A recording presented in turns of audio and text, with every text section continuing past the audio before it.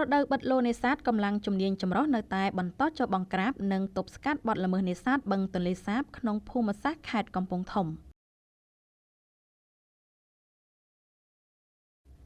សង្កាត់រដ្ឋបាលជលផលកំពង់ស្វាយក្រោមបានជួបរួមជាមួយលោកវរៈសេនីយ៍តូកិតច័ន្ទនាយរងសេនាធិការនៃទីបញ្ជាការស្រាលឈរជើងនៅចំណុចព្រែកធ្លកយុទ្ធភូមិភាគទី4បានដឹកនាំកម្លាំងចម្រុះចុះបង្ក្រាបបទល្មើសនេសាទនៅចំណុចជ្រោយតាសោមឃុំផាត់សណ្ដាយស្រុកកំពង់ស្វាយខេត្តកំពង់ធំនៅថ្ងៃទី11ខែមិថុនាឆ្នាំ2025កម្លាំងជំនាញចម្រុះបានចុះបង្ក្រាបបទល្មើសនេសាទបឹងទន្លេសាបក្នុងនោះលទ្ធផលអនុវត្តបាន2ករណីបានរុះរើបំផ្លាញចោលឧបករណ៍នេសាទខុសច្បាប់នៅនឹងកន្លែងរួមមានរបាំងសាច់អួនក្រឡាញឹក7របាំងប្រវែង1050ម៉ែត្ររបាំងស្បៃមុងចំនួន21របាំងប្រវែង1050ម៉ែត្រលុកចំនួន56គ្រឿងលបលូចំនួន56មាត់បង្គោលចំនួន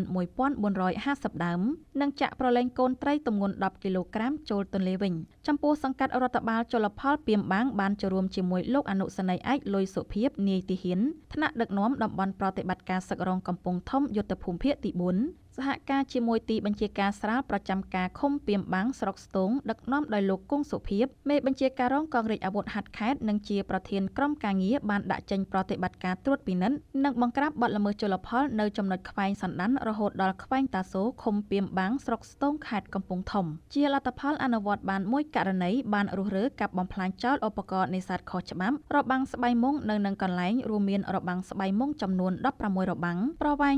640ម៉ែត្រលុកស្បៃមុងចំនួន16គ្រឿងលូស្បៃមុងចំនួន32មាត់បង្គោលឈើចំនួន